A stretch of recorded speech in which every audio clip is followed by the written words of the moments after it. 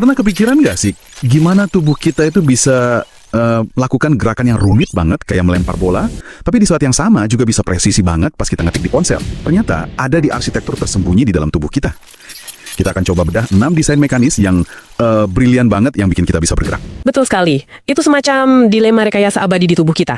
Setiap sendi punya jawaban yang beda-beda untuk masalah itu. Mulai dari yang paling bebas dulu deh, sendi peluru.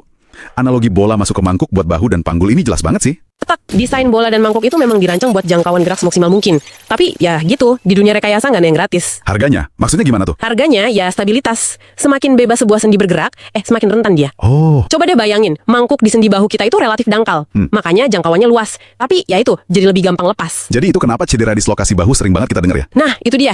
Itu harga yang harus kita bayar biar bisa meraih barang di rak paling atas atau ya melempar bola tadi. Jadi stabilitas dikorbanin buat jangkauan gerak. Persis, tapi ceritanya beda buat kaki. Sendi panggul kan juga sendi peluru, tapi mangkuknya jauh lebih dalam, lebih kokoh. Ah, masuk akal. Karena kaki kan buat nopang berat badan ya. Jadi stabilitas nomor 1. Tepat. Oke.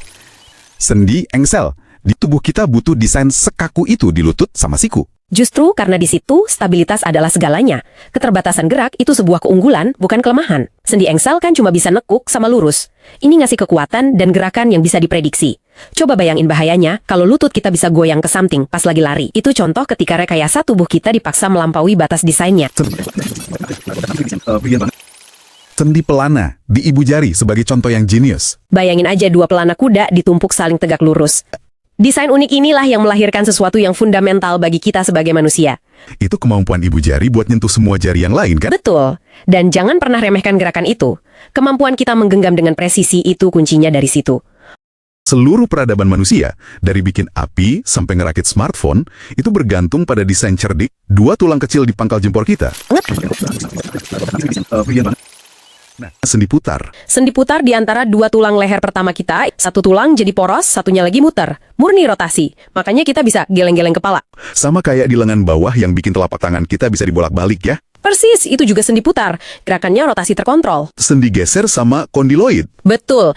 Pergelangan tangan kita itu isinya banyak tulang kecil dengan permukaan datar. Sendi geser ini bikin tulang-tulang itu bisa meluncur dikit satu sama lain. Kalau yang kondiloid itu anggap aja sendi peluru versi light. Bentuknya oval, bukan bola. Jadi bisa gerak ke banyak arah, tapi nggak bisa rotasi penuh. Kalau ditarik kesimpulan, setiap sendi itu alat spesifik untuk tugas yang spesifik. Entah buat kekuatan, kebebasan, atau presisi. Pada akhirnya, ya itu intinya. Setiap sendi itu kompromi cerdas antara mobilitas dan stabilitas. Semuanya bekerja dalam harmoni yang luar biasa. Oke, ini ada satu pemikiran buat nanti pas Anda bergerak seharian ini, ngambil cangkir, jalan, atau sekedar melambaikan tangan. Coba deh, sadari sendi mana yang lagi kerja. Terus pikirkan, kira-kira dilema rekayasa apa yang lagi dipecahkan sama desain sendi itu.